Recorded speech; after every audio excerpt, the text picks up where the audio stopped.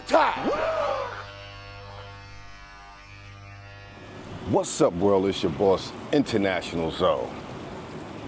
And as you can see from the title, this week's Sunday sermon is entitled, What's Your Favorite Matrix?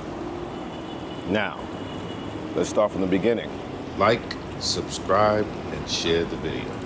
The terminology or the name Matrix comes from a movie written by the Wachowski brothers and directed by James Cameron. There's also a claim out there that a woman by the name of Sophia Stewart is the original writer of The Matrix. And the name of hers was The Third Eye. And also from her screenplay she wrote, they say they got also The Terminator and The Matrix. But that's another long story. Basically, the Matrix movie, The Matrix was about, I guess, the machines versus the humans. We see a lot of that these days. So the machines were getting out of control. The humans wanted them to pay. A machine killed the human, and they wanted them to suffer the same consequences that a human would suffer. And became the all-out war. And then the military scorched the sky with hopes that that would alleviate the machines from being able to draw power. The machines adapted and they used the energy from humans' brains and put them in a program called the Matrix. And the program would make them believe that they were living a normal life, but actually they were plugged in using the electric energy from humans' brains and so forth. That's how it showed Neo getting unplugged from the Matrix and actually seeing the reality of what things are. Give you a little brief, of the Matrix. So basically, it's you living under a program, you're living in a trap, unrealistic reality, if there's such a thing. Now, in about 2011, I think, a brother by the name of Al Grease did a documentary. I guess it was inspired by Essence magazine article called, I think, Blame It on Rio, something like that. So from there, in response to that article, he made a documentary called Frustrated. And I believe he entitled it that because American men were frustrated with the relationships in America with black women, them not being feminine, fit, friendly, and traditional. So there was a brother, I believe his name was Johnny Johnson. He referred to America and the situation and conditions that brothers was living under as the Matrix. Now that took on a life of its own.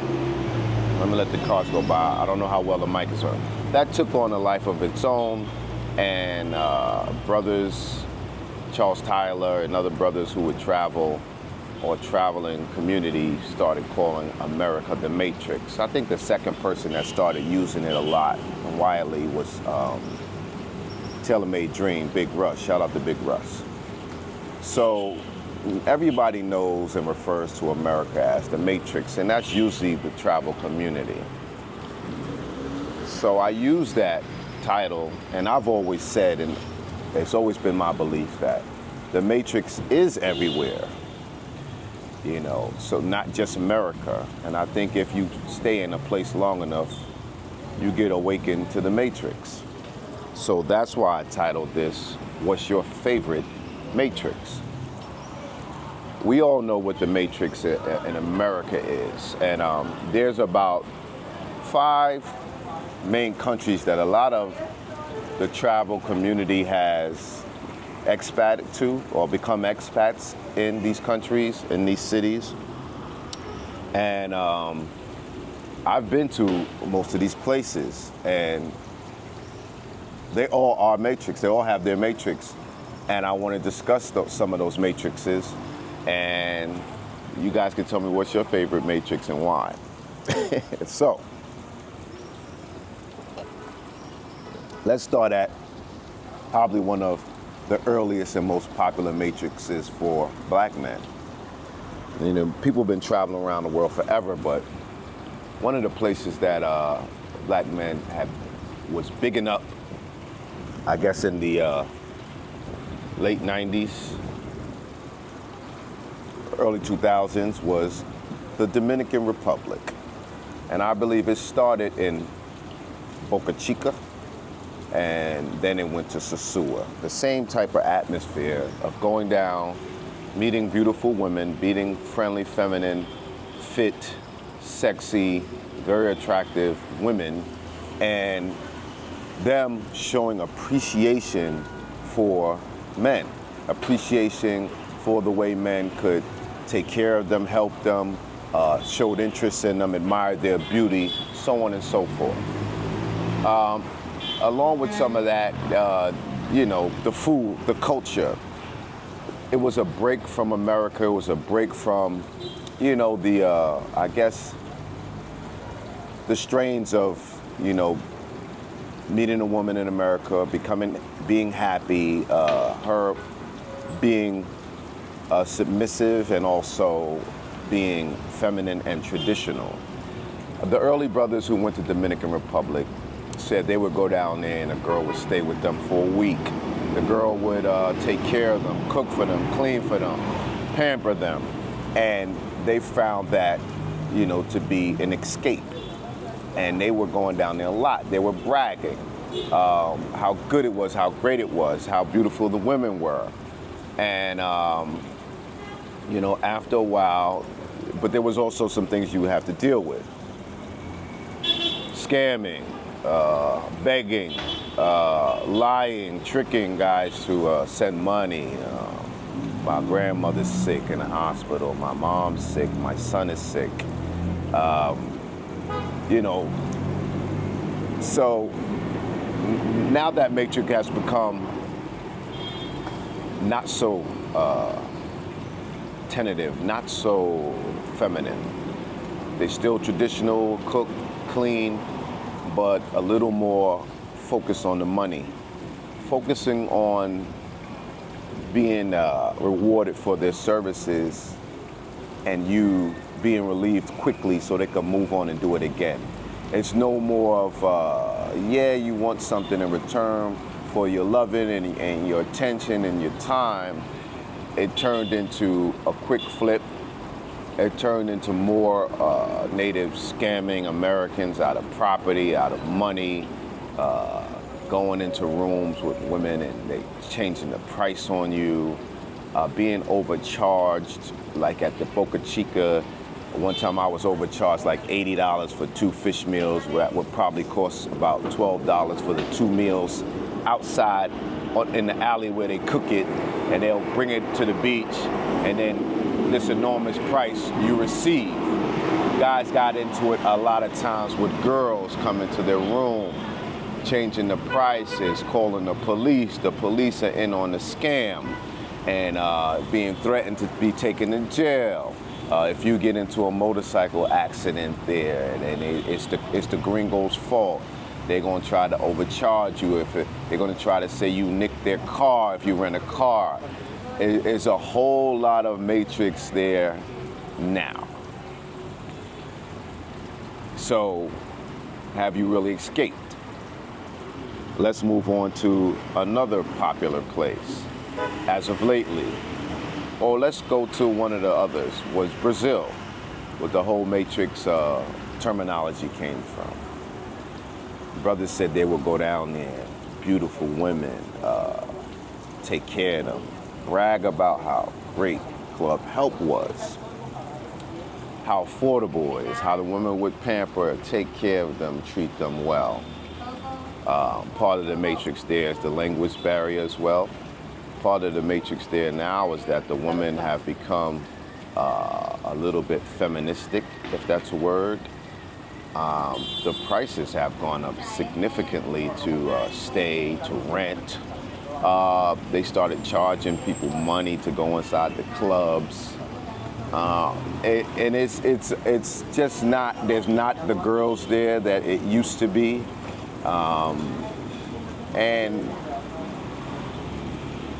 it's still a small expat community in Brazil, but there are things to deal with in Brazil. It's difficult to get a visa. It's difficult, very difficult to get a bank account. Not as bad to do business. And girls there are into one-night stands more than they're into relationship. It's known to be a very sexually free, a liberated country. And so the idea of a great marriage, long-lasting marriage, is not so popular in Brazil, from what I see and what I hear and what I've researched. What else in Brazil? You also have a lot of soliciting on the beaches in Brazil. A lot of Colombians, a lot of Africans. There is some English spoken a little more there, but it's just not this utopia of beautiful women waiting on foreigners to come and cohabitate, mate with them, and spend a week with them. It's a matrix of pay me for my time, I'll give a great performance, and we keep it moving like that, And let's move on to Colombia. Colombia was the no-no for some time, and then that got cracked open, and beautiful women was the most popular thing that drew brothers to Colombia. When I first started coming to Colombia, when I would go on the clubs and meet women, I didn't even know that. First of all, it wasn't a lot of Americans, and it wasn't that many girls. And I literally didn't even know that. I really thought that a lot of the girls in some of the clubs were not working girls. That's how it appeared, that's how it came across. It wasn't such fast pace like it is now. There wasn't the overcharging, the higher prices in hotels and Airbnbs. Hollywood Beach looked nothing like that. Back then, there wasn't even a club that really played hip hop. Now, they have gone to the extent of shutting down the clubs in the Clock Tower. I heard about a scopolamine the first time I was here, but I didn't hear about it happening to anyone. I just heard about it. I was warned of it back in 2018. Now there's hip hop clubs. I was just in a club that got forced outside of the Clock Tower. And it was about 20 minutes away from Boca Grande, and there literally was almost 100% black men and working girls. And that was the environment. And black men had bought up all the tables and bought up all the liquor, and it looked like what you would see in any major city in America. It looked totally different. Medellin is more drugging going on. There has been some kidnapping going on. You've been ripped off coming from the airport, robbed from the airport, overcharged from the airport. People have been overcharged at Playa Blanca here. So the danger is part of the matrix here in Colombia. The women is part of the matrix here in Colombia. There's even a little xenophobia, if that is. They don't want gringos go home, even though I haven't experienced that. But there's a matrix to understand and operate here as well. The language. So that's matrix number 3. Let's go to matrix number 4. It's Thailand. Thailand is a beautiful tropical country and different type of culture and people, great variety in food, cheap, fresh, but a lot of men will be caught in Bangkok or Pattaya where there is going to be a lot of go-go bars, a lot of working girls, a lot of flirting, all type of services offered and rendered that wouldn't be really possible in other countries. You know, you got the massage parlors, you got the soapy massage parlors, you got the go-go bars, you got the bars, you got the clubs, you got the beach roads, and it's basically Sin City. And there's men who have lived out there, lost all their money, been tricked by bar girls and robbed of their money. Some men have even committed suicide. When they ran out of money, they found out the girl was only with them for their money. There you're going to see either one, a lot of men, especially foreigners from Europe, Australia, just sitting at bars drinking all day, becoming alcoholics, get caught up in that matrix in Thailand. Either you find a girl and you take care of her, a former freelancer or bar girl, and which extends to her family, or you just freelance around yourself. They call you a butterfly. You see many different women. So you could get caught up in the access of activity, although it's safe, although it's kind of a calm lifestyle. You can get caught up in that matrix too. People were caught up in the matrix of making border runs every 30 days to stay there.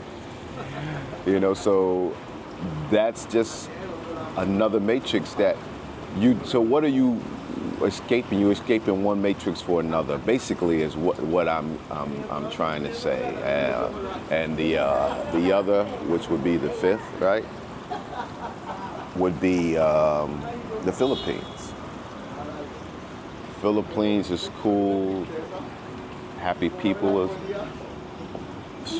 They speak English. It's their second language. Most of them speak English. But you have to deal with the traffic. You have to deal with the, in Manila, it could be kind of a dirty city, you know, and Angeles City. You got go-go bars, you got working girls.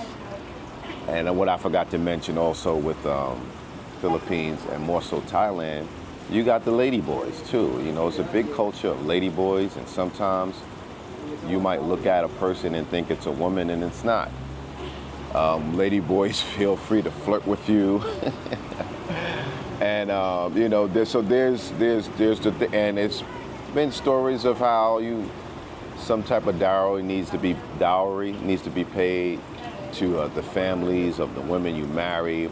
A lot foreigners have been scammed in the Philippines out of their money. They've been scammed in Thailand out of their money, and everywhere else. So no matter where you go, there is a matrix. And share some of your matrix stories with me, and you're gonna deal with a matrix no matter where you are. So tell me, what's your favorite matrix and why? Or what's your least favorite matrix and why? I guess that would be America, right? International Zoe, just pushing the conversation forward. Sunday sermon, what's your favorite matrix? Shout out to Johnny Johnson. Shout out to Al Greaves and everybody else. Peace and blessings. Subscribe, snitches! Are you not entertained? Are you not entertained?